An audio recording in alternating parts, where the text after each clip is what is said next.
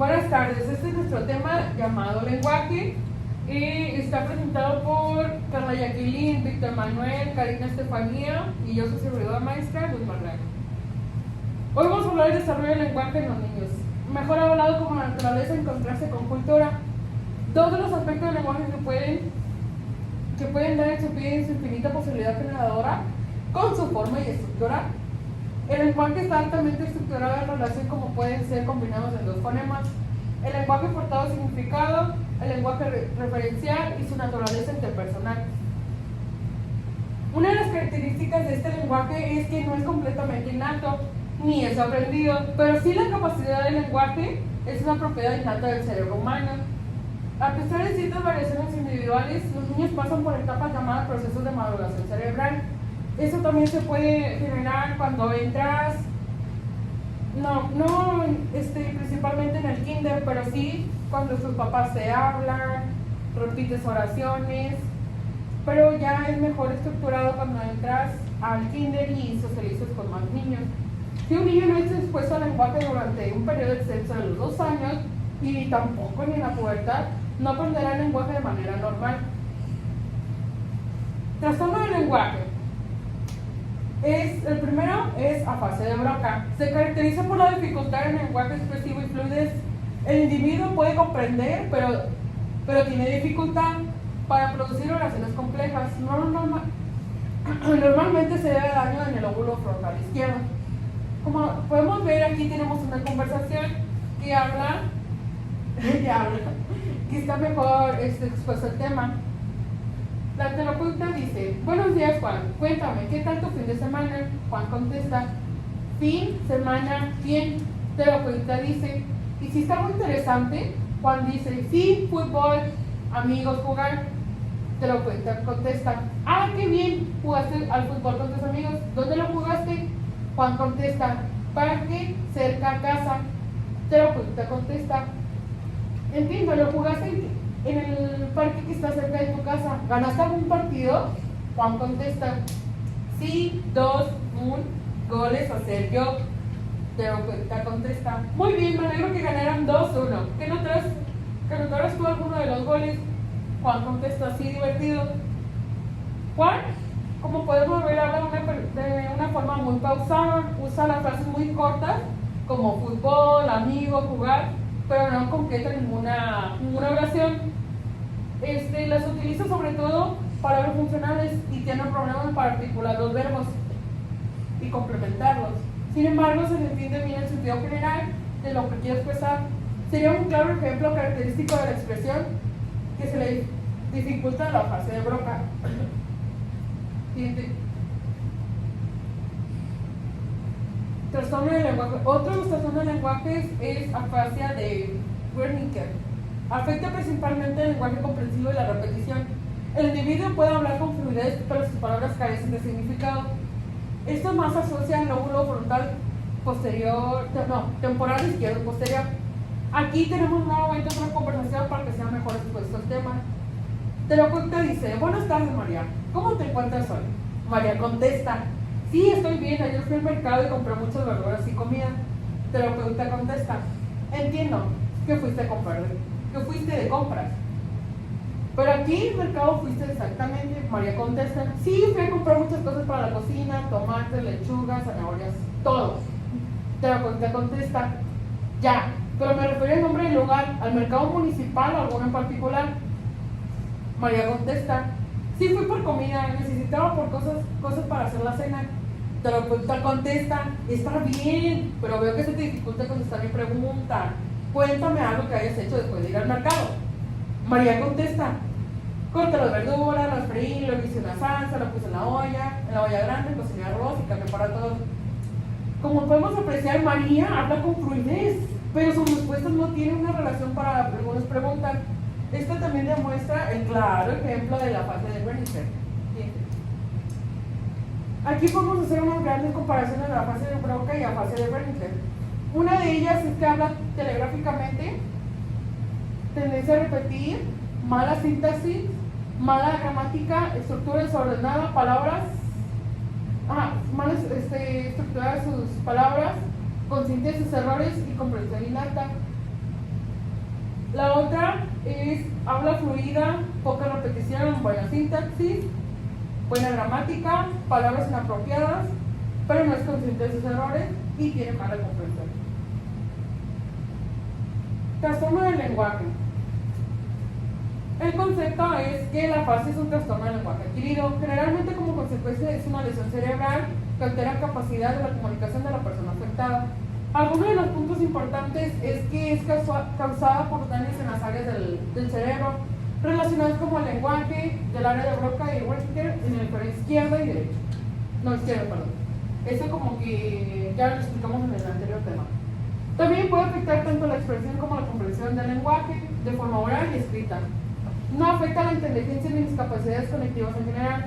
La persona afásica comprende y razona normalmente, pero también existen tipos de afasia según la zona cerebral mencionada, como Broca y bueno, entre otras. Los síntomas incluyen dificultad para encontrar frases gramaticales, problemas de repetición y fluidez. También se evalúa mediante el lenguaje oral y escrito, la lectoescritura, denominación, repetición y comprensión. Esto tiene que ser con tratamiento y terapia de lenguaje centrada con más modalidades. Puede mejorar espontáneamente, pero la rehabilitación, aunque se le quedara alguna secuela, dependiendo de la extensión de la lesión. También es muy importante el diagnóstico y tratamiento temprano para optimizar el pronóstico y la recuperación funcional del paciente.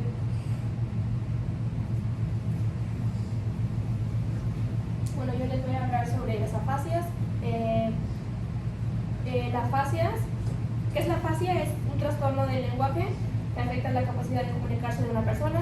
Les voy a hablar sobre la afasia global, que es una afasia no fluente, la persona no comprende, no repite, la persona puede decir pocas palabras, pero su comprensión es muy limitada.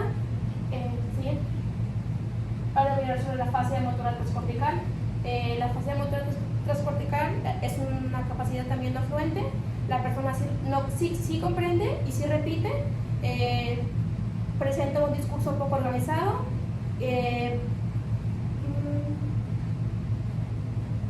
empleando frases simples, pero esto no quiere decir que sea una afasia, que sea una persona fluente. Ahora la afasia transcortical sensorial es fluente, la persona no comprende, pero sí puede repetir lo que la persona le puede indicar.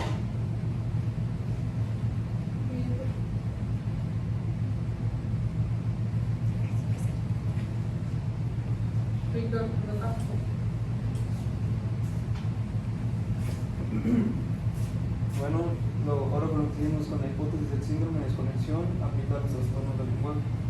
En la hipótesis del síndrome tenemos que la representación esquemática de las áreas corticales importantes para el lenguaje y algunas grandes interconexiones relevantes para las explicaciones del síndrome de desconexión en los deterioros del lenguaje. Y aquí tenemos una muestra gráfica de lo que es el cerebro. Esta parte de aquí, que es el área de Wernicke, si no me equivoco, ¿cómo se pronuncia? Si se llega a ver dañada por diferentes motivos, como puede ser una lesión de golpe, que tiene que ser muy fuerte para poder alcanzar esta área, entonces va a haber limitaciones en todas las demás conexiones que tiene con el lenguaje, además de que también en la cuestión motora se encarga esta y tendría que haber un trastorno de motricidad que ya no puede tampoco la persona moverse y valerse por sí misma.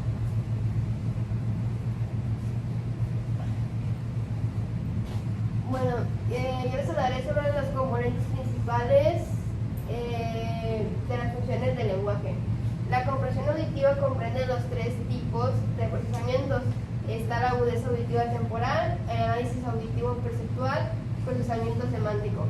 Aquí la agudeza auditiva temporal se refiere a la capacidad del oído para percibir cambios rápidos en el sonido a lo largo del tiempo. Se refiere a detectar pequeñas variaciones en la duración o frecuencia o intensidad de los sonidos. Un ejemplo claro sería cuando, por ejemplo, una familia está en un convivio o una fiesta y pues todos empiezan a cantar una melodía de feliz cumpleaños, no sé, con un tambor. Entonces, pero otro diferente empieza a ser un sonido con una guitarra en vez de con un tambor, con lo que todos lo están haciendo. Y el oído temporal te puede percibir ese cambio, o sea, ese diferente sonido que no va con lo que todos están haciendo con el tambor. El análisis auditivo perceptual. Bueno, el análisis auditivo perceptual se refiere a la capacidad del oído humano y del cerebro para interpretar y comprender los sonidos que escuchamos. Este proceso implica identificar características como la frecuencia, la intensidad, la duración, el timbre y la ubicación espacial de los sonidos. Por ejemplo, un ejemplo es que pueden notar cómo la música cambia de tono y emoción a medida de la orquesta. Pasa de secciones suaves y melódicas a partes más dramáticas y energéticas. Por ejemplo, vas a un concierto de tu artista favorito, ya ves que en las canciones así en tu celular se escucha diferente, o sea, se escucha como que más agudo, menos sonidos. En cambio, cuando vas a un concierto, los mismos músicos empiezan a poner más, no sé, más graves los sonidos de la batería, más sonido en la parte del escenario, cosa que en la música de MP3 no suena.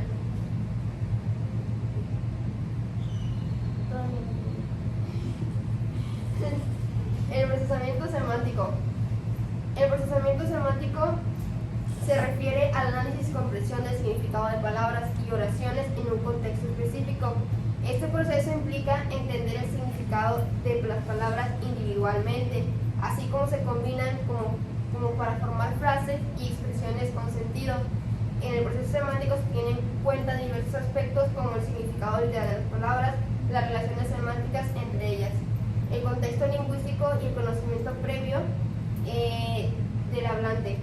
Por ejemplo, el gato persigue al ratón. El procesamiento semántico nos permite entender que el gato es un animal que está llevando a cabo la acción de perseguir.